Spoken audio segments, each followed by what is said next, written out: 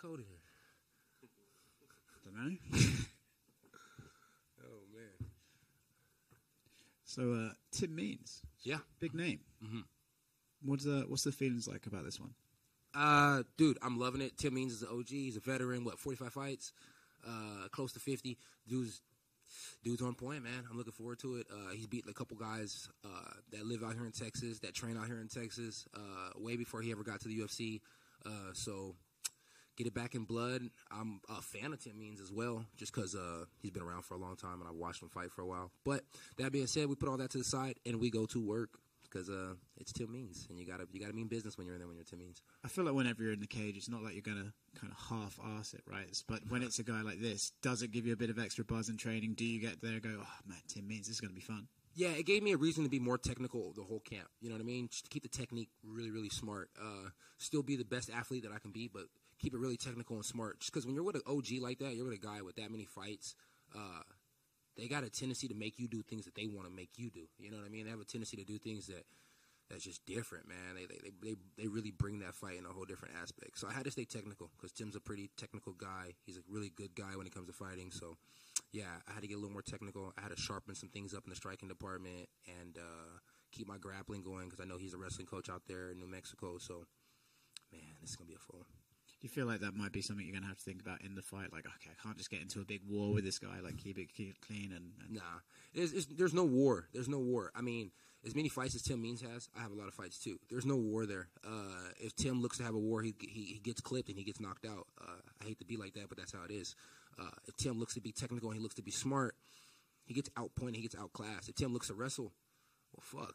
You know what I mean? I've been working on the wrestling for over a year now, and I believe that I work on anything over a year, it's a fucking problem. So I don't know what the fuck Dominic Cruz was in there talking about, but it's going to be a fucking problem.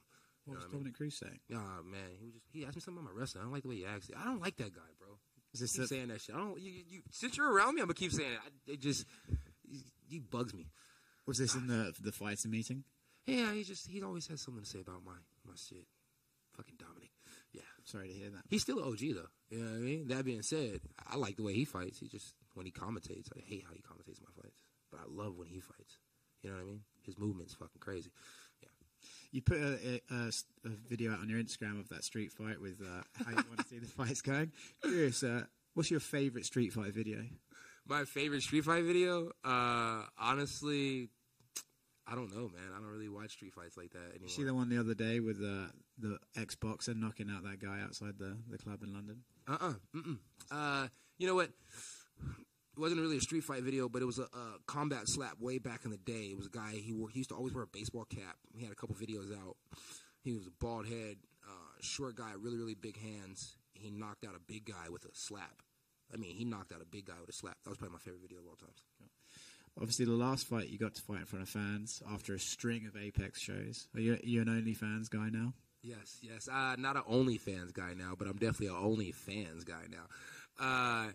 No, I love having the fans there. I love not having the fans there. I just love fighting, period. So if there's a lot of energy there, I'm really happy about it. I was looking forward to it last time because, I had been in a quiet crowd for so long. A loud, sold-out crowd this time would be awesome because we're in Texas. And, I mean, I haven't fought in front of a non-sold-out crowd in Texas since 2 Chainz couldn't sell out the Gas Monkey, and I did. So, you know what I mean? I do that thing. So, yeah, looking forward to it. It's going to be freaking fantastic. Not to keep bringing up people you don't like, but Joaquin Buckley says that you're fake and the Batman stuff. And I'm curious what's your take on that. Yeah, I mean, I really am fake with the Batman stuff. I mean, when you see the Batman stuff, whatever happened, it really did happen. But I never told you guys I was Batman. So maybe Joaquin Buckley's right. I'm still a thug at the end of the day. You know what I mean? I still do thuggish shit. I take the glasses off, shit gets bad. I put the glasses on, the shit stays good. So as long as I keep the glasses on, I think we're good to go. So then you're more Superman than Batman. Yeah, more Superman than Batman. So tell Buckley, switch the names up. And what the fuck is Buckley even talking for anyways? Shouldn't he still be trying to find his mouthpiece out the crowd or in a shadow realm somewhere? It's like lost. You know what I mean? My son needs to pipe her down. You know what? Honestly, let me see. I got this new sponsor today, right? And the dude gave me like racks on racks on racks. Dude gave me some racks. See this? Boom, Buckley, I'll take you shopping. There's child support right there, Buckley. There's some money for you right here, Buckley. Come on, I'll take you shopping, boy. We can go to the mall. Child support. I got you, kid. It's very generous of you. So speaking of Clark Kent and Batman, do you have any other new superhero stories to share with us? Nah, man.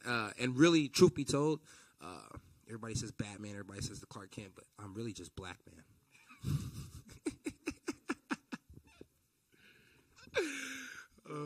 Talking about this fight in particular, Tim Means, one of the things he said in a recent interview was that he wants to get you talking because he thinks getting you talking in the middle of a fight kind of takes you out of your comfort zone. So, I mean, whatever. I mean, I've heard all kind of different things when it comes to the talking thing. Some people say it takes me out of my comfort zone. Some people say it puts me in a different zone.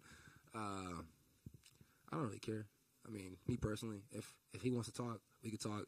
If he doesn't want to talk, he wants to shut up, we want to fight for 15 minutes, we could do that too. It doesn't matter. Either way, I don't have to talk to him to talk. I could talk to somebody else. You know what I mean?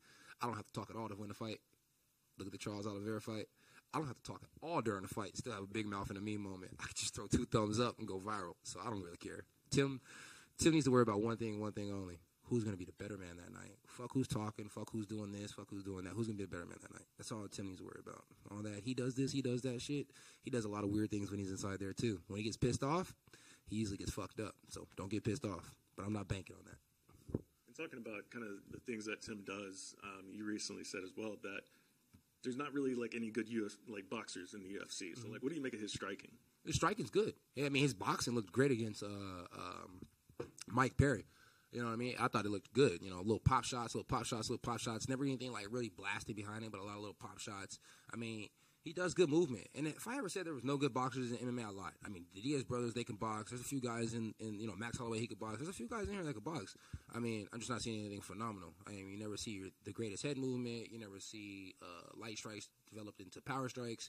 I mean, it's a lot of different things that we could talk about. Nobody even really stabs to the body that much in MMA. I mean, I guess it's all different because you got takedowns, you got knees, you got elbows, you got kicks. But, I mean, we'll see. Maybe I'll go out there and box his fucking socks off. That'd be dope. So I also recently saw on your Instagram that you said that the result of Valentina's title fight, how the judging was in that, means that you should have beat Derek Brunson. Fuck yeah. Yeah, 100%. I mean, think about it. She had more damage, but if you look at the control time, that girl was on her back. I mean, Brunson was in my guard. In the jiu-jitsu world, guard is guard, you know? In the jiu-jitsu world, if you're sitting in somebody's guard too long, technically you're losing the fight, right? So he was in my guard, getting smacked from the guard. We stood up. He got smacked standing up. I think I dropped him once or almost dropped him. I had him rocked. I had him wobbled. And he was the only one bleeding. You know what I mean? He was bloody. I was the first person to make Blonde Brunson blood Brunson, even though Jared Connor did it way better. So that being said, I mean, yeah, I feel like I won that fight. But even if I didn't, at the end of the day, Derek Brunson got knocked out by a back fist. And I'm not saying a spinning back fist. I'm saying about back fist. Only people who get knocked out by back fist is hoes by pimps. So it is what it is. Last time when you were at UFC 271, when you were back here in Texas, you joked around about not going to Dagestan because, you know, it's... I wasn't joking. Oh, okay. Well, because, you know, it's... Well, you mentioned it's illegal, you know, certain substances. But so how have you prepared for the grappling? Like, what did you do, like, specifically during this camp or over the last year? Mindset Mike, Johnny Hendricks, about a week with DC. Anywhere and everywhere I go and I see some wrestling, I tend to ask questions. I asked Tatiana Suarez a couple questions about wrestling. I mean, anybody who can wrestle, I'm asking questions. Closed mouth don't get fed, right? Did you do a lot more grappling during this fight camp than in previous fight camps? I'm doing a lot more grappling, period. So, like, my grappling and my striking, I try and keep them pretty close to each other. I couldn't tell you which one I did more or less of, but I know in the past year I've done a lot of wrestling. But, yeah. Also, you have critics, obviously, about the grappling. They mentioned that a lot.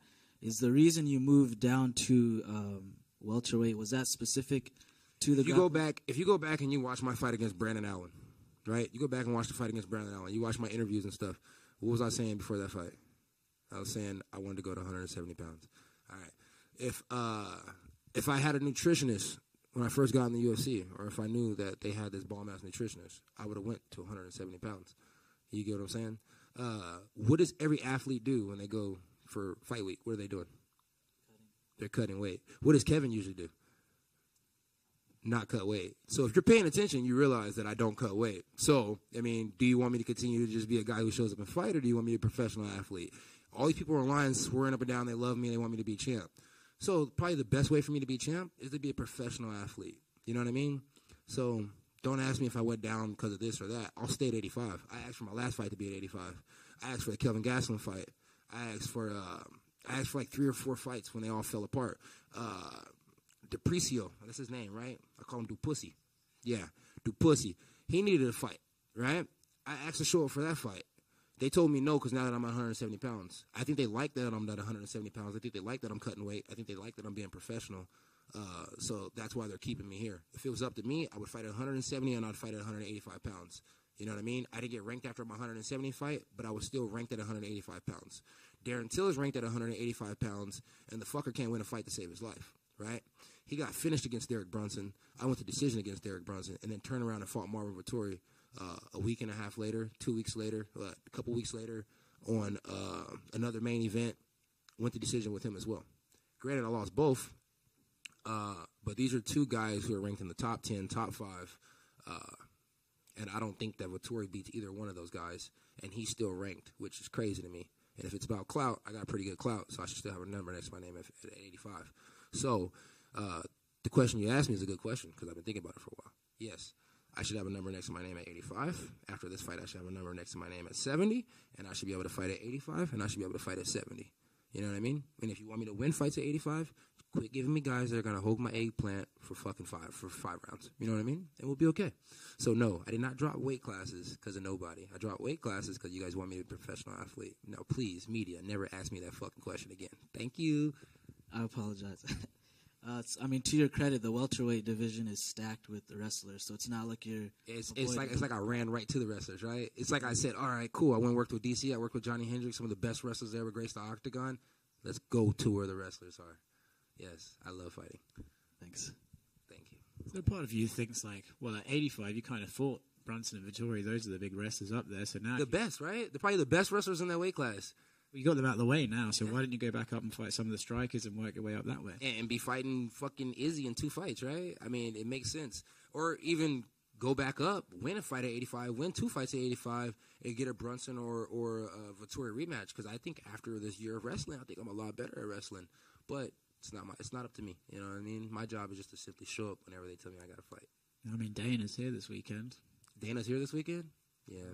He likes me, but I don't know if he likes me enough for me to pull strings. I feel like he likes you, and then you annoy him, and then he stops liking you for a little bit. Yeah, I think that's how it goes. It sounds like all my relationships, too. So, you know, it's just who Kev is. Hopefully he likes the big mouth chain, though, right? Bling, bling. I was going to say, you know, you think the UFC likes you being professional. It's like throwing cash on the table saying it's child support professional. I got to take care of my kids. Buckley is my kid.